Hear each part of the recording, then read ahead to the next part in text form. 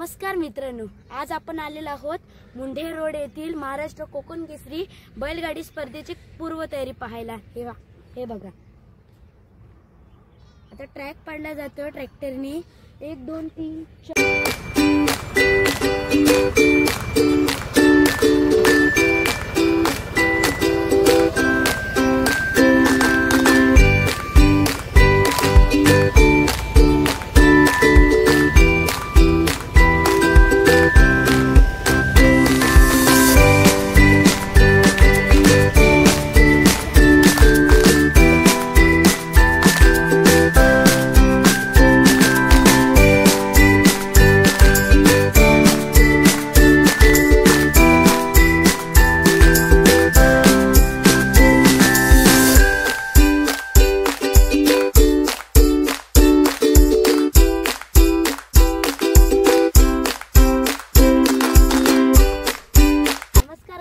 आपले स्वागत आहे देसाई डायरीज या चॅनलवरती।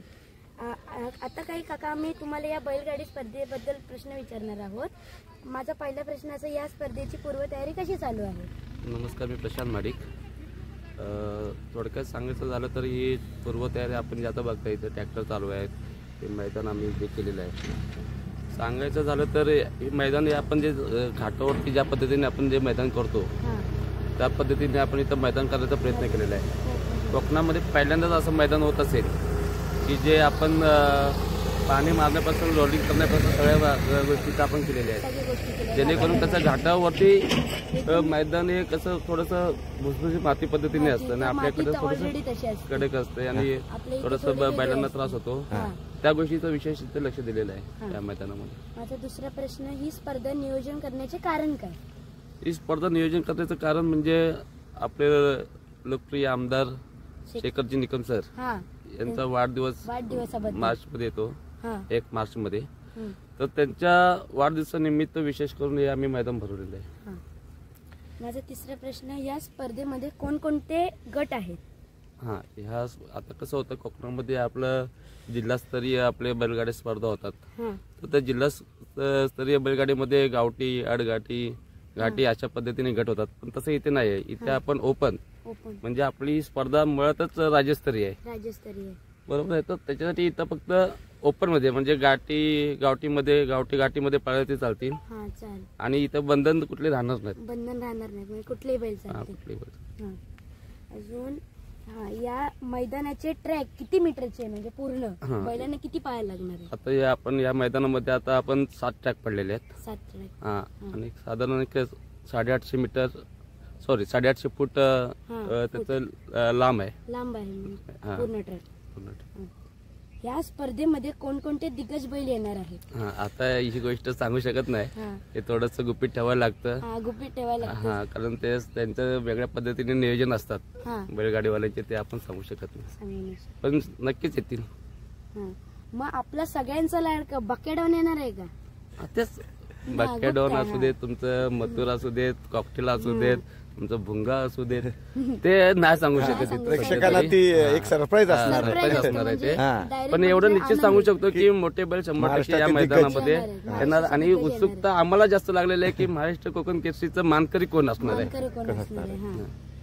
या स्पर्धेचे आयोजक कोण आहे? या स्पर्धेचे आयोजक आमचे प्रेरणास्थान सूर्यकांतभाई केतले आणि त्यांचं पूर्ण मित्र परिवार मुंडे, राष्ट्रवादी काँग्रेस पार्टी आयोजक असणार आहे।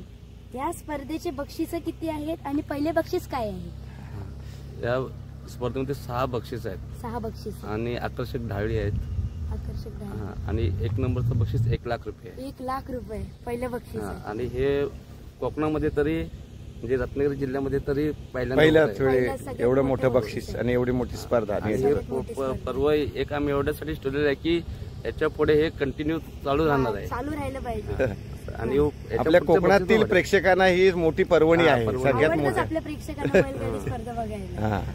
थँक्यू काका।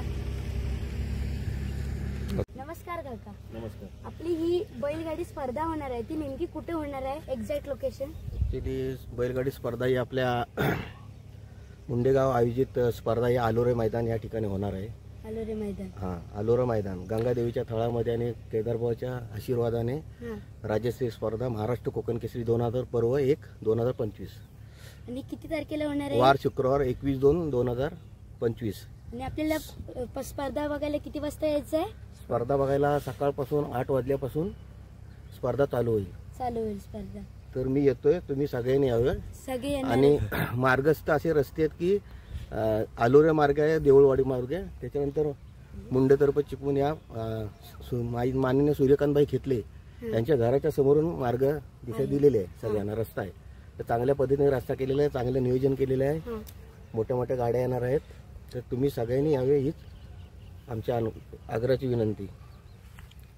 बुकिंग चालू आहे. बुकिंग सर्व बैलगाडी चालकांनी मालकांनी बुकिंग करून घ्यावी लवकरात लवकर, ही नम्र विनंती. बुकिंग करून घ्यावे.